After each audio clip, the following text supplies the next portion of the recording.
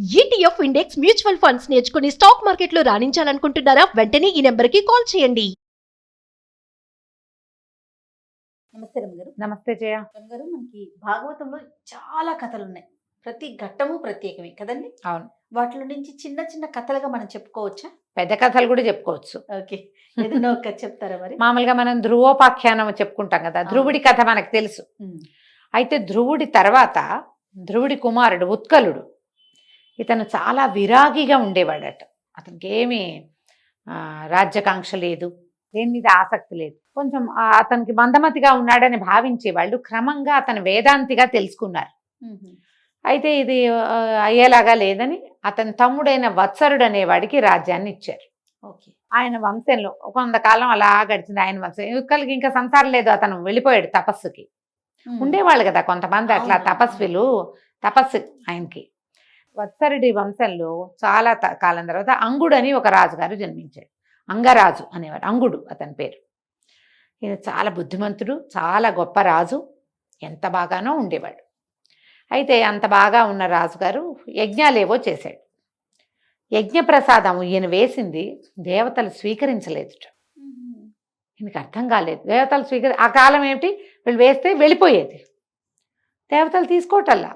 ఆయన చాలా ఫీల్ అయ్యాడు, ఎందుకు జరిగింది ఇదని అందరినీ అడిగాడు. ఋషులు మహర్షులు అందరూ, వారంతా వేసింది వెళ్ళిపోతున్నాయి, అంగరాజు గారు వేసింది వెళ్ళటల్లా. అప్పుడు ఈయన పూర్వ చరిత్రలన్నీ చూసి వాళ్ళు ఏమన్నారంటే, నాయన నువ్వు ఇప్పుడు చాలా గొప్పవాడివి, పచ్చలేని రాజు వినువు, కానీ నీ పూర్వజన్మల్లో నువ్వు ఇలాంటి వాడివి కాదు. పూర్వజన్మలో నీకు కొన్ని సమస్యలు ఉన్నాయి, అదొక కారణం. అయితే నీకు సంతానం లేదు, అందుకని నువ్వు చేసినటువంటి దీని యజ్ఞప్రసాదం దేవతలు స్వీకరించట్ల. కాబట్టి ఈ యజ్ఞాన్ని ఇక్కడికి ఆగని, జరుగుతున్న దాన్ని జరగని, ఇంకా నువ్వు దీంట్లో పెట్టుకోవద్దు, కుమారుడు కలగడానికి ఏదైనా ఒక యజ్ఞం చేసుకో అని చెప్పారు. ఈయన సరే ఆలోచించుకుని పుత్రకామేష్టి లాంటి ఒక యజ్ఞాన్ని చేశాడు. చాలా అత్యద్భుతంగా జరిగింది యజ్ఞం. ఈ వచ్చిన ఋషులందరూ మా అద్భుతమైన ప్రజ్ఞతోటి, గోళ్ళని మంత్రాలతోటి ఈయనకి కుమారుడు కలగాలని దీవిస్తూ యజ్ఞం చేశారు. దేవతలు స్వీకరించారు మొత్తం దాన్ని. స్వీకరించిన తర్వాత ఆయనకు ఒక కుమారుడు కలిగాడు. ఎట్లా అంటే ఒక బంగారు చెయ్యి వచ్చిందట, బంగారు ఆభరణాలు ధరించి ఉన్నటువంటి ఒక స్వరూపం వచ్చి అందులోంచి చేతితోటి పాయసం ఇచ్చారు. ఆయన చాలా సంతోషించి తను ప్రసాదాన్ని స్వీకరించి భార్యకి ఇచ్చాడు. తర్వాత క్రమంగా ఆవిడకి ఒక కుమారుడు కలిగాడు, వేణుడు వాడి పేరు, ఆ కుమారుడి పేరు. చిన్నప్పటి నుంచే క్రూరుడు ఆ పిల్లవాడు, ఎవరైనా కొట్టేవాడు, దురుసుగా ప్రవర్తించేవాడు, జంతువులను ఎవరినైనా వేటేటప్పుడు ఏదైనా పక్షి ఏదైనా కనపడితే దాంతో ఆడినంతే పడి మెడవిరిచేసేవాడు. క్రూరుడు. వేటకెళ్ళి, వేటలో మృగయా వినోదాలు ఎలా ఉంటాయి, ఏదో పెద్ద జంతువుల్ని వేటాడడం, వీటి పాటి దారిన అవి పోయే చిన్న చిన్న వాటిని కూడా వేటాడేవాడు. పరమ క్రూరుడు. రాజుకి ఏం చేయాలో తెలిసేది కదా పిల్లాన్ని. యజ్ఞం చేసి ఇలాంటి వాడిని తెచ్చుకున్నానేమిటి నేను, చాలా బాధగా ఉండేది. ఒకనాడు బాగా ఆలోచించి నేనిచ్చిన యజ్ఞంలో నేనిచ్చిన ఆ హవిస్సుని దేవతలు స్వీకరించలేదని, సంతానం కావాలని యజ్ఞం చేసి, మహాద్భుతమైన యజ్ఞం చేసి ఒక్క కుమారుని కంటే వీడింత క్రూరుడైతే రేపు ప్రజల్ని ఏం చేస్తాడు వీడు అని బాధపడి ఆయన వెళ్ళిపోయాడు ఇంట్లోంచి. రాజ్యం వదిలిపెట్టి వెళ్ళిపోయాడు. రాజుకి ఏకైక వారసుడు వేణుడు. రాణిగారికి అత్యంత ప్రియం తన కొడుకంటే. లేక పుట్టిన సంతానం కదా, మనం ఇప్పుడు కూడా అట్లా చూస్తాం. దుర్మార్గులు, దౌర్భాగ్యులు పిల్లలు, తల్లులు మాత్రం వాళ్ళని వదులుకోలేరు. తండ్రి వదిలేస్తాడు, తండ్రి వదిలిపెడతాడు, కానీ తల్లులు వదలలేరు ఆ పిల్లల్ని. వాడు ఎంత దుర్మార్గుడైనా నా కొడుకు అని ఉంటుంది మరి, కష్టపడి కన్ని పెంచిన తీరు వల్ల. ఆవిడికి ప్రీతి, వేరే దారి లేక వేణుణ్ణి రాజుని చేశారు. అందరికీ తెలుసు ఇతను క్రూరుడు అని. క్రమంగా ఇతను యజ్ఞం యాగం అనిపించేశాడు. వాడిని ఏమన్నా పిలుస్తారంటే ఆ దేవుడికి ఎందుకు ఇస్తారు, నా కోసం చేయండి యజ్ఞం, నేను కదా రాజుని, నేను మీకు అన్నం పెట్టేవాడిని, ఈ భూమండలానికి రాజు నేను, ఇలా తిరుక్కునేవాడు. ఈ ప్రజలకి అతనంటే చాలా విసుగు పుట్టింది, కానీ ఏమీ చేయలేని ఒక స్థితి. అయితే ఋషులని అవమానించాడు. ఆ ఋషులు ఎవరు, ఇతన్ని పుట్టడానికి కారణమైన వాళ్ళు. అతని దుర్మార్గపు ఆ ధోరణిని సహించలేక మృత్యుదేవతని ఆవాహన చేస్తే మృత్యువు వేణుణ్ణి తీసుకెళ్ళిపోయింది. వేణుడి శరీరం పడిపోయింది. ఋషులు వాళ్ళ దారిని వాళ్ళు వెళ్ళిపోయారు. వేణుడు అలాగే ఉన్నాడు. ఆ రాణిగారు కుమారుడి మీద ఉన్న అత్యంత ప్రియతమమైన ధోరణితోటి అతన్ని ఉత్తర క్రియలు చేయించల. సంతానం లేదు వేణుడికి. ఆవిడ కొన్ని మంత్రశక్తులు ఉన్నాయి, కొంత తపస్సు ఉంది, ఆయుర్వేదంలో కొన్ని ఔషధాలు తెలుసు ఆమెకి. శరీరాన్ని పాడవకుండా ఉండేలాంటి ప్రక్రియ చేసి అట్టు పెట్టుకుంది. రాజ్యం అరాచకమైపోయింది, భూమి అరాచకమే, రాజు లేడు. లేకపోయేసరికల్లా దారి దోపిడి దొంగలు వాళ్ళు ఊళ్ళ మీద పడ్డారు. ఈ దొంగలు ఈ సమస్యలన్నీ గమనించినటువంటి ఋషులు మళ్ళీ వచ్చినప్పుడు దొంగలు ఊళ్ళని దోచుకుని పోవటం, ఎందుకంటే రాజు లేడు, కంట్రోల్ లేదు. రాజు లేకపోతే అరాచకం అంటే అదే అదే కదా. అరాచకంగా ఉందంటే పైన కంట్రోల్ చేసేవాడు లేకపోతే ఇలాగే అవుతుంది. అప్పుడు ఈ ఋషులు ఏమనుకున్నారు, వేణుడి తర్వాత ఎవరికైనా రాజ్యం రావాలి, వేణుడికి సంతానం లేదు. వాళ్ళకి తెలుసు మహారాణి సునీత ఈ కుమారుడి శరీరాన్ని విడిచిపెట్టలేదు అని. వాళ్ళు అందరు మళ్ళీ రాజ్యానికి వచ్చారు.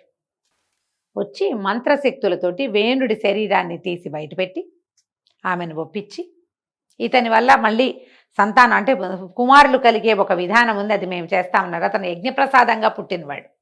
తొడని చిలికారట. చిలికితే అందులోంచి ఒక నల్లని వాడు వేణుడి తాలూకు దుర్మార్గానికి స్వరూపంగా ఉన్నటువంటి ఒక కుమారుడు కలిగాడు. నిషాదుడని పేరు పెట్టారు. వాడు కేవలము ఇతని క్రూర ప్రవృత్తికి నిదర్శనం వాడు. అయితే ఈ కుమారుణ్ణి ఏం చేశారు, నిషాదుడని పేరు పెట్టి వాడిని వదిలిపెట్టేశారు. అతన్ని రాజ్యానికి రాజుని చేయలే. అతని వంశం వాళ్ళే నిషాదులు, బోయలు వాళ్ళు బహుశా అయ్యుండొచ్చు. నిషాదులు అంటే తెలుగులో అర్థం బోయలు అని. క్రూర ప్రవృత్తి కలిగిన వాళ్ళు అప్పుడు ఉండేది, ఇప్పుడు ఏమున్నారో మనకు అవంతా తెలియదు, ఇప్పుడు మారిపోయింది కదా సమాజం. ఇది కృతయుగం నాటి కథ కదా. నిషాదుడిని వదిలిపెట్టి తర్వాత అతని కుడి ఎడమ భుజాలు మధించారట. ఒక భుజంలో నుంచి ఒక కుమారుడు, రెండవ భుజంలో నుంచి ఒక కుమార్తె జన్మించారు. అప్పుడు ఒకళ్ళు నారాయణ స్వరూపము, నారాయణాంశతో జన్మించాడు. ఇతను ఎట్లా పుట్టాడు, యజ్ఞప్రసాదంగా పుట్టినవాడు.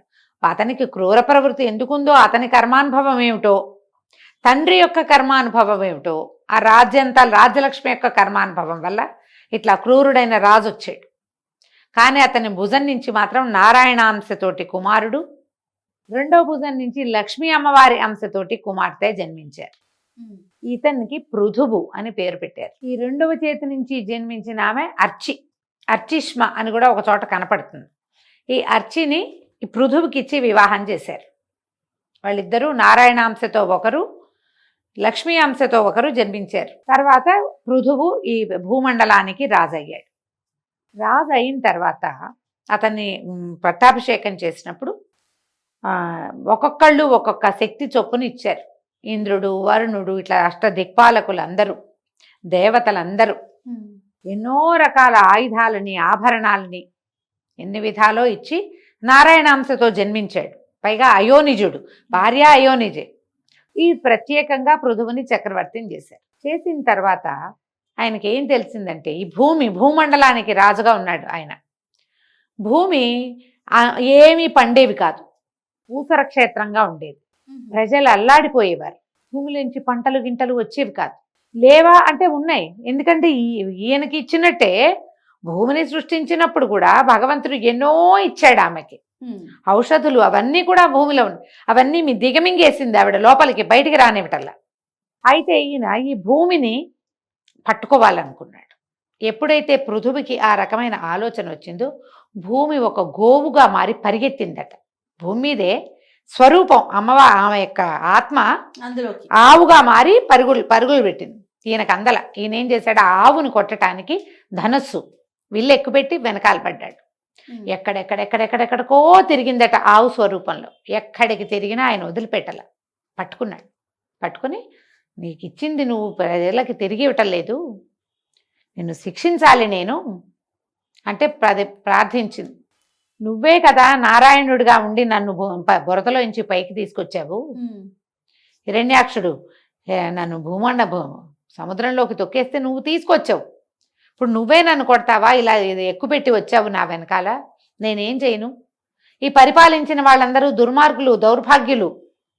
ఆ హింస భరించలేక నేను అన్ని ఔషధుల్ని నాలోనే దాచుకున్నాను, నా వల్ల కాదు. నువ్వు ఇప్పుడు శిక్షిస్తానంటున్నావు కాబట్టి నీకు ఒక మార్గం చెప్తా. నేను గోరూపంలో ఉన్నాను ఇప్పుడు. నా నుంచి పాలని తీసుకోవచ్చు ఎన్ని కావాలంటే అన్ని, కానీ నాకు ఒక్క దూడ కావాలి. ఆవు నుంచి పాలు ఎప్పుడు వస్తాయి? మొదట దూడ కనపడాలి. దూడ పాత్ర రెండు ఉండాలి. దూడ ఉండాలి, పాలని తీసేందుకు సరైన పాత్ర ఉండాలి. అప్పుడు నేను ఎవరు ఏది తీసుకోవాలనుకుంటే అది నేను ఇస్తాను పాల రూపంలో. అప్పుడు ఈయన ఏం చేశాడు? పృథువు మనువుని దూడగా చేసి పాలు తీసాడు. ఆయన తనకి కావలసిన భూమండలానికి కావలసినటువంటి ఔషధులని ఇట్లా తీసుకున్నాడు. అప్పుడు ప్రచారం చేశాడు, అందరికీ చెప్పాడు, మీరు ఎవరెవరు ఏం కావాలన్నా ఒక దూడ ఒక పాత్రను తీసుకుని రండి, భూమి మీకు అన్నీ ఇస్తుంది అని. అట్లా ఎంతమందో పర్వతాలు కానీ, చెట్లు, తర్వాత దేవతలు, కిన్నరులు, కింపురుషులు, గంధర్వులు, సమస్తమైన వాళ్ళు, ఆఖరికి సర్పాలు కూడా విషాన్ని భూమి నుంచే తీసుకున్నారట వాళ్ళు. గంధర్వులు, కిన్నరులు, కింపురుషులు సంగీతాన్ని తీసుకున్నారు. అట్లా ఒక్కొక్కళ్ళు ఒక్కొక్క దూడని చేసి, దూడని చూపించాలి. దూడని చూపించి అప్పుడు పాత్రని, సరైన పాత్రని తెచ్చుకుని ప్రతి వాళ్ళు కూడా, దీనికి పెద్ద వివరం ఉంది, ఒక 2 పేజీల లిస్టు చెప్తారు. ఈయన ఏం చేశాడు? మనువుని దూడగా చేసి భూమిని పితికి, ఈ ఆవుని పితికి, ఈ పాలన్నీ, ఇక పాలతోటే మనకు ఉన్నవన్నీ సరిచేశాడు. భూమి మీద ఉన్నవన్నీ పృథు చక్రవర్తి ఇచ్చినవే. ఔషధాలు ఎన్నున్నాయి, తర్వాత ఖనిజాలు, అవన్నీ కూడా పృథు చక్రవర్తే తీసుకున్నాడు, బయటికి వెలువరిచాడనమాట. భూమి తవ్వితే నీరు పడుతుంది, తవ్వితే లోహం పడుతుంది, తవ్వితే ఖనిజం పడుతుంది, ఏదైనా చేయొచ్చు దాంతో. అట్లా ఒక్కొక్కళ్ళు ఒక్కొక్కటి చొప్పును తీసుకున్నారు. ఇట్లా ఈయన ఏం చేశాడంటే భూమిని తన పుత్రికగా భావించి ఆమెని పృథ్విని చేశాడు. ఆ పృథ్వీ పేరు పృథు చక్రవర్తి మీద నుంచే వచ్చింది. ఈయనకి కుమార్తెగా, ఒక దశలో భార్యగా కూడా చూపిస్తారు. ఈయన నారాయణాంశ, భూదేవి నారాయణాంశ, నారాయణుని యొక్క భార్య కాబట్టి భార్యగానుంది, కుమార్తెగా స్వీకరించి ఆమెకి పృథివీ అని పేరు పెట్టాడు. పృథ్వీలో భూమి మీద పడిన గుట్టల్ని ఆయన ఏం చేశాడట? పర్వతాగ్రాలు, శిఖరాగ్రాలని పడగొట్టి ఆ గుంటలన్నీ చేసి, ఈ ముందున్నటువంటి పాలకుల దుర్మార్గాల వల్ల చెడిపోయిన ఈ భూమిని అన్ని విధాలా బాగు చేశాడు. సస్యశ్యామలం చేశాడు పృథు చక్రవర్తి. భూమికి పండే గుణాన్ని ఇచ్చాడు. భూమికి మనం ఏదైనా ఇస్తేనే వస్తాయి, ఏది ఇచ్చినా ఆ స్వరూపంలో రాదు, ఇంకో రూపంలో వస్తుంది. ఏదైనా ఇచ్చి తీసుకోవచ్చు. గింజ ఇచ్చాం, మొక్క వస్తుంది. గింజ బాధ పెడితే గింజ వస్తుందా? రాదు, రూపం మార్చేసుకుంటుంది. భూమి మీద పడితే దాని రూపం మారిపోతుంది. అట్లా ఆ భూమిని పితికి, ఈ పృథువు ఎక్కడి నుంచి పుట్టాడు? వేణుని భుజం అందించగా పుట్టినవాడు. తండ్రిగా చెప్పబడిన వేణుడు పరమ దుర్మార్గుడు. ఎంత ప్రత్యేకంగా కనపడతాయి. ఈ పృథు చక్రవర్తి కథ చూడు, ఎంత బాగుంది. ఒక రాజైన వాడు తన ప్రజల కోసం ఎంత చెయ్యొచ్చు, ఏం చెయ్యొచ్చు, ఎంత చెయ్యొచ్చు, ఎంత చెయ్యాలి, దానిని నిరూపించిన వాడు పృథు చక్రవర్తి. ఆయనకి పెంపకం ఏముంది? తండ్రి సరైన వాడు కానే కాదు. దీనికి పూర్వగాథ ఇంకోటి ఏం చెప్తారంటే, సునీత ఉంది కదా, సునీతి అంటారు. ఈ వేణుడి తల్లి, ఆవిడ మూర్ఖుడైన కుమారుణ్ణి కనమని శాపం పొంది, అంగరాజుకి కూడా మూర్ఖ కుమారుడే కలుగుతాడని తెలుసుకుని, సరైన వాడు ఒక సంతానమే లేదు ఆయనకని వెళ్ళి అంగరాజును పెళ్లి చేసుకుంది. ఆయన ఏం చేశాడు? యజ్ఞం చేసి కుమారుణ్ణి కన్నాడు. ఆవిడ కుమారుల నుంచి తప్పించుకుందామనుకుంది, యజ్ఞం చేశాడు కుమారుల కోసం. ముందు పిల్లలు లేరు కదా, ఈ పిల్లవాడు పుట్టాడు, ఈ వేణుడు. ఆమె శాపము ఆయన కర్మానుభవము కలిసి వేణుడయ్యాడు, రెండు కలిసి వేణుడయ్యాడు. కానీ వేణుడి వల్ల ప్రపంచానికి పృథు చక్రవర్తి లభించాడు. పృథ అని పేరు పెట్టుకుంటారు చాలా మంది. ఆ పృథ, కుంతీదేవిని పృథ అని పేరుంది ఆవిడికి. కుంతి ఒరిజినల్ పేరు పృథే. అయితే ఈ కుంతి భోజుడు పెంచాడు కాబట్టి ఆవిడ్ని కుంతి కుమారిగా పేరు వచ్చింది, కానీ అసలు పేరు పృథ. ఈ పృథ్వీ మీద పృథువు మీద నుంచి వచ్చిందేనమాట. చాలా బాగుంది కదా. ఇట్లాంటివి ఎన్ని కథలు ఉన్నాయో మనకి దీంట్లో భాగవతంలో. మనకు తెలిసిన దశావతార గాథలు ఎట్లాగో ఉంటాయి. వాటితో పాటు ఇలాంటివి కూడా ప్రత్యేకమైన కథలు కూడా అప్పుడప్పుడు చెప్పుకుందాం. తప్పకుండా. నమస్తే. నమస్తే.